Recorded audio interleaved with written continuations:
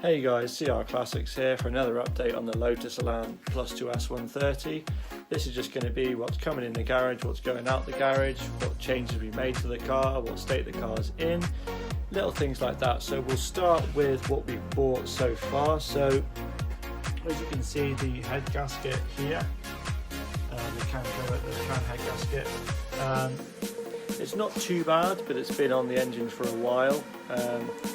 And it's not an expensive replacement to do, and as we've had the rocker cover up and the head of the engine off, we thought we might as well just replace it with a new one, as it's only something like £6 or something from Formatty, which isn't too bad, and it'll do the engine a lot of good. The next things are the collars. So you may remember we had the problems with the wheels. The collars were on the inside instead of the outside of the wheel, and that had made them a little bit rusty, and they've been on there for a little while as well, being outside as well, which have got a bit of rust on them. And now they're on the outside, you can see them, and if you look really closely you can see the little bits of rust on the wheel. So I didn't like that, so we've got 3 new ones to go in there, just for peace of mind really. So I'm happy with it and I'm not worrying about it when we take it to shows and things like that. Another thing is the top hose, this little one here, and that will go, I'm not sure if you can see, will go in there, as the one that's in there at the moment has been sort of botched on there really, for now. Yeah, it's just been botched on there. It was never a long-term solution. We didn't put it on there. I was on there when we got the car, and the car was running fine with it, so we didn't really want to change it. But we thought, as the car, well, we'll show you. So what we found when we took the rocker cover off, we found, not sure if you guys are massive engine buffs, but the condition inside the engine really is amazing. It's been rebuilt not that long ago, which there wasn't really any record in the history file, but that engine's definitely been rebuilt. You can tell by there's hardly any wear inside. There's nothing, which is brilliant for us obviously, so that's why we thought we'd get a few little things to just treat it. The main thing being, you may have seen on my stories recently, is this new rocker cover is, I'm sure you'll agree, stunning. It really is stunning, and it's the centerpiece of the engine, so we thought it's got to be perfect. And with that on, then a few little bits that we need to do, it'll look like a new engine bay really. Oh, another little thing, just a new little cover, that thing there, because the other one was a bit old and rusty, so I just thought I'd replace it. That's the old one,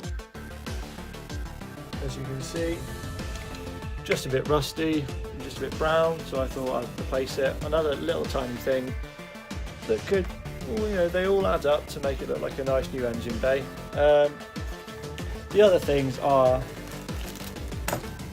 just little things like these, little washers that go over the bolts that put the rocket cover on. These little loom pieces, which, you know, you can see the other ones inside there are very worn, so just worth replacing while they're out. Another thing is, I'll take them out the bag, there's a few little things in there. We've got this little light switch, a little push and pull light switch with the end on there. Now those little black bits, that little black bit there with the writing on it, they're so hard to come by, and the switches themselves don't come with them, and the car would have had them when it came out of the factory, and no one really sells them.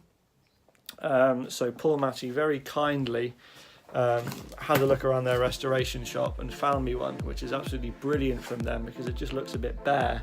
It just goes on the end of, I'm not sure if you can see, goes on the end of that bit there, which will just make it look a bit smarter, and a bit less bare. So what else have we done so far? So we've done, yeah, as you saw, the door cards. Yes, you're probably thinking, why aren't they on? That's a very good question, and one that was a bit of a mistake by us. Basically, the door cards we had before, the old ones, with these ones down here, we got off someone else's car. Sorry, garage lights, I'm sure you understand. We got them off someone else's car, and every Lotus is different, and the door cards themselves bend because the doors curve inside, so the door cards aren't just straight. We had them cut and had the holes drilled, where you can see on the back of them there's little holes that go around, which these little clips fit into and hold the door card on. Now we had it cut to another car, and all the holes are in a different place, and in this car they're in a different place to the other car. So we've had to drill all new holes around it with the trim on, which is very risky because obviously you don't want to be coming through this beautiful work that Aldridge Trimming have done. So that was quite risky, and then you still got to bend it, and we had it cut out of this plywood, and we thought plywood was bendy enough, but it turns out it needs to bend a lot more to fit in. Now the little armrests, some armrests I can show you. Oh yes, they're these are the ones. Bear with it. So they're these things, which would go on like that, about there. We're hoping will push it in a bit more, because at the moment it's sticking out, it's just flat on there when it should be curved. So shutting the door, it catches on the inside of the trim, so which is a bit annoying because it's doing damage to the door card every time it's doing it. So we've taken them off for now, and we've got these little screws, those ones, which go in the holes, which go in those holes there to hold it on. We're hoping that'll push it in a little bit more, but it's a bit of a risk really because we're not 100% sure, and we just hope we don't have to get it retrimmed, because it's, although it wasn't expensive, it's just a bit of an annoying thing to do when they're perfect how they are, because they look lovely, they look like brand new. I'm sure you guys will agree, and they look lovely in the car, but they just don't shut properly, and that's our mistake. It's no one else's fault, that's us just being silly, because obviously every car is slightly different, and we thought they were all the same. So that's just something you learn on the way. Apart from that though, what else have we had? We're just having bits arrive really from the likes of Paul Matty, and just trying to sort out these little tiny problems. One thing we did do, which another thing you may have seen on our story, is our driver's side door shut. It was slightly low, so when you shut it you had to lift it up and then close it, because there was a little mark on the side of the car where someone obviously forgot that it was slightly dropped and slammed it, and it slams into the bodywork. That's because this little thing that was in there, that one, as you can see, it's very worn and it's been in there a while, and that's what effectively holds the door in place and what keeps it level. And we've now bought a new one and we put it in there, and the door is very almost perfect now. It shuts perfectly like a new car, The other side, the passenger side, perfect, not a problem. It shuts, like I said, like a new car. This side's very close, just needs a little bit of tweaking, but then it's done. But apart from that, she's coming together. I'm sure you'll agree. She's got 5 wheels that are all the same now. They're all these diamond cut wheels. Those are the ones.